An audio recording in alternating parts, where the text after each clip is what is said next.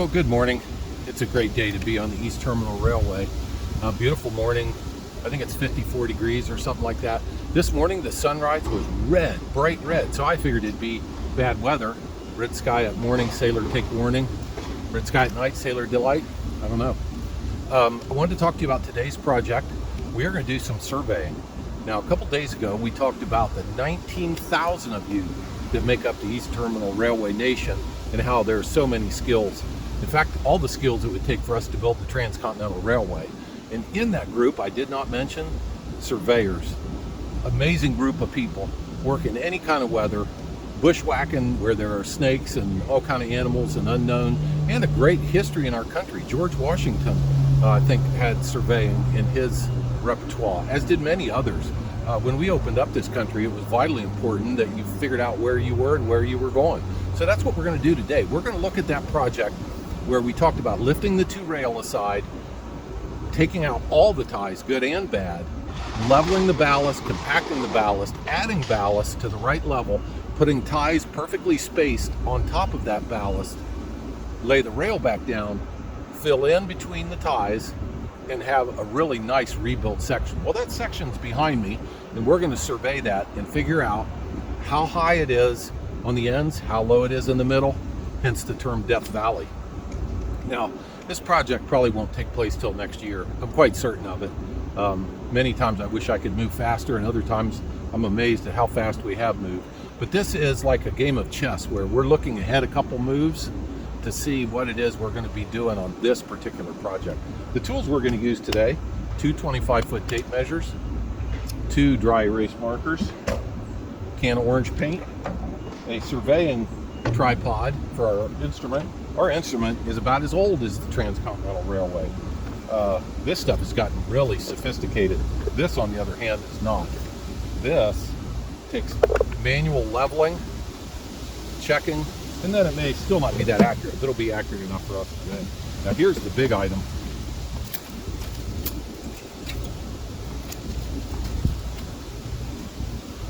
This, I bought this tape measure, which comes in this little, you pull it out like a tape measure, but then it stands on its own. So we're going to be able to swing over, spot in on that. Now what I've got on the base of it is, this is a magnetic indicator base. If you're a machinist, you know what this is. This holds the dial indicator, magnet on, correction, magnet off right now, magnet on. So we're going to stick this to the top of the rail and pick up some points. First thing I think I'm going to do is go measure out maybe 10-foot increments and determine how far it is that we're actually going to be surveying. So, and that, I'm going to answer a question. Some of you asked, why aren't there any spikes in this section? Well, what we call the J lead used to come right here and tie into that switch that you see that was taken out. When this was taken out, I think possibly somebody started to take out that section right there. They pulled all the spikes, and then maybe somebody came along and said, no, it's not that, it's this. This is as far as you can go. Well, up here they left quite a bit of the switch.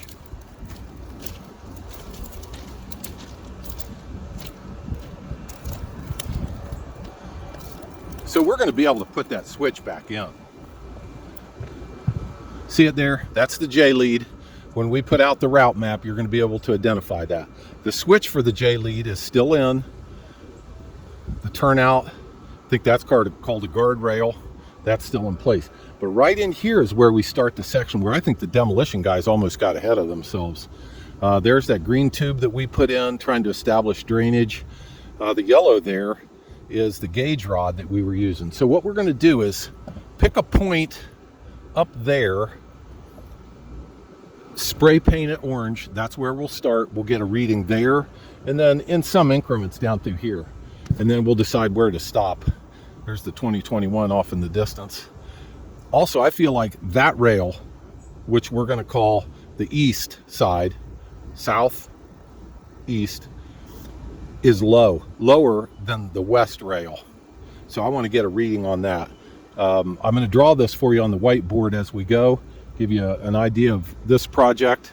that we're going to call Death Valley, because this is a low spot, no doubt. Now, this may end up being our interchange point with our partner railroad, meaning this is where they would put 6 empty cars that we're going to put into storage. They'll put them here even if we're going to put them on one of the different tracks. It's an interchange point, so this has to be right.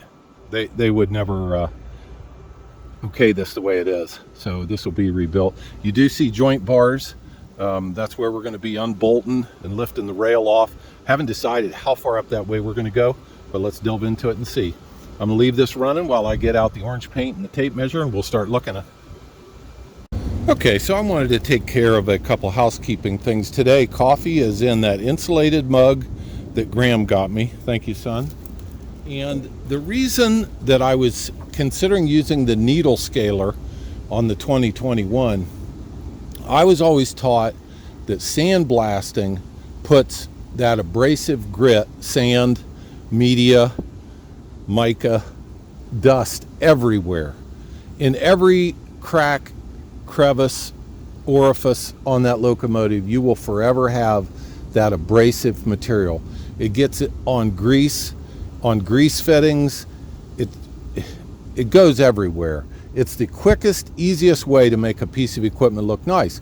If you've ever been to an auction, you'll see a piece that's been sandblasted, painted, and got fresh decals. It looks like $1 million. But if you could have seen it 3 weeks earlier, and they really don't care where that sand goes, they blow it off really good afterwards, which is maybe what we'll end up doing. So let's get started on this. I just measured out from one end of what I think we're going to do to the other is 165 feet. It's longer than I had hoped it would be. And we're going to walk it here in a minute, but I'm going to draw it for you first. There we've got our surveying stick set up, so we'll start getting some measurements. 165 feet is the overall length. I'm going to go ahead and draw that for you, and we'll go from there.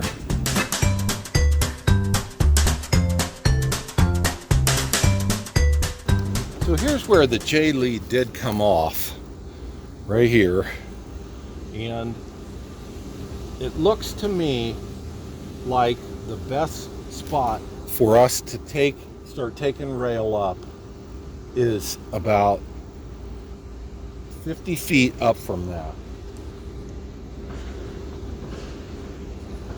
Now, I hate to take out switch ties because they're expensive and harder to put back in, but if we're going to do this, we might as well do it right. So let's get some readings on how much it's dipped, how much material we'd have to put in, and exactly what kind of project we're talking about.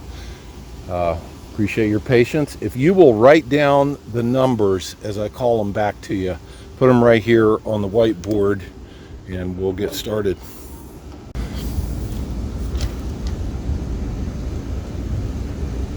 "4'1". So that's as far north as we're going to go, is 4'1".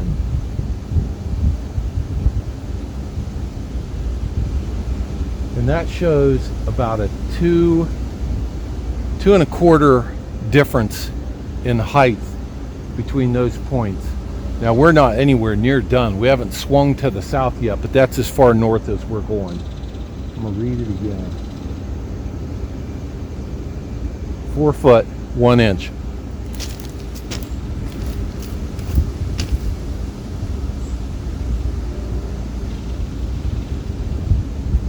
One more measurement on that end, then we'll swing to the other end.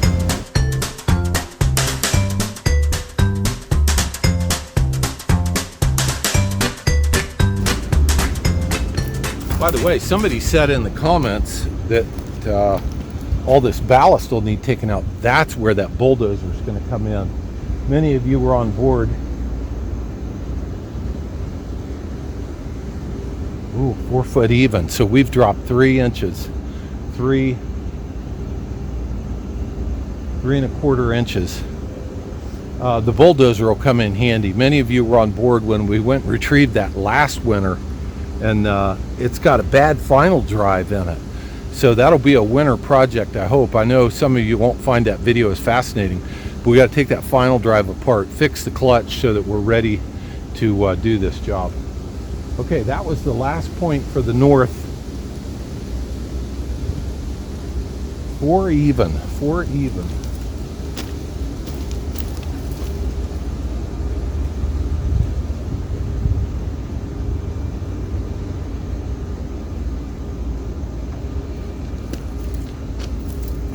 So let me show you what we've got so far. Then we're going to swing to the south.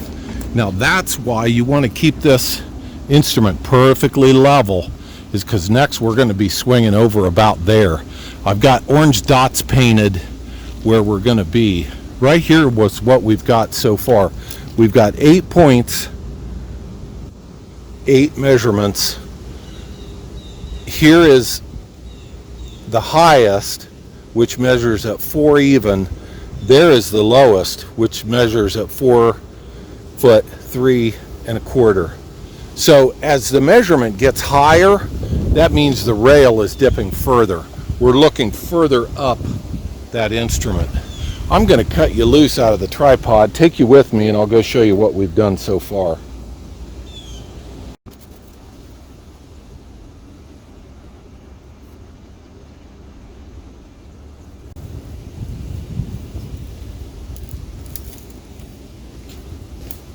I've been hitting each spot with a dot of orange paint so that I can tell where I picked up my points.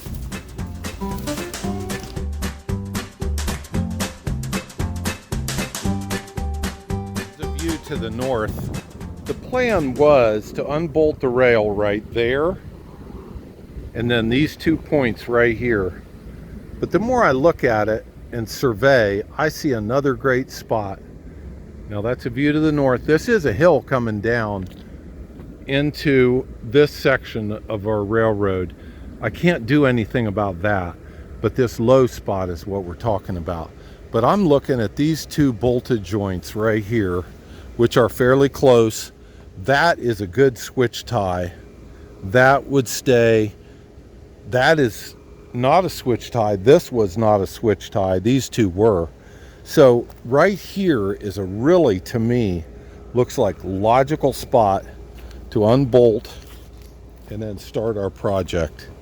Right there,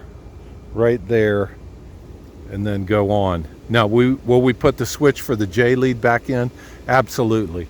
That may be where the 2021 parks between these 2 rails. So if our partner railroad brought cars in and put them up there, we could bring the 2021 out here and then go in and get them and then put them on this lead or further down there.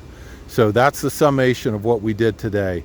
The drop is not that bad, less than I thought, 2 inches or so between here and 185 feet up that way. But it's the ballast is packed with mud, there's bad drainage, there are bad ties, there's spiking that needs done. That'll be the project. It won't be this year. I can tell right now it'll be next year. You do see riprap that we're going to put in the canal. That'll aid drainage. I liked a lot of what you guys said about using geotextile. Man, you guys are skilled and knowledgeable. So glad to have you along. Glad you give me your input. Let's see if we can get this done. Get her done, huh? Get her done, ETR Nation. Of this section. I would have guessed it was more than that. But I've also been on spurs, industrial spur, where one guy swears it's uphill and somebody else thinks it's downhill. Has a lot to do with peripheral vision, what's in the background, that kind of thing. Maybe how much coffee you had that day. But from up there, 2-inch dip, and then back up. So what we're looking at is about 185 feet where we're going to pull up the rail. Now let me clarify, it is downhill coming into this section of the railroad around that curve. Nothing I can do about that. Remember, it goes uphill. It's got to go quite a bit to get up there where Abraham Lincoln rode by. So I can't change that hill by any stretch.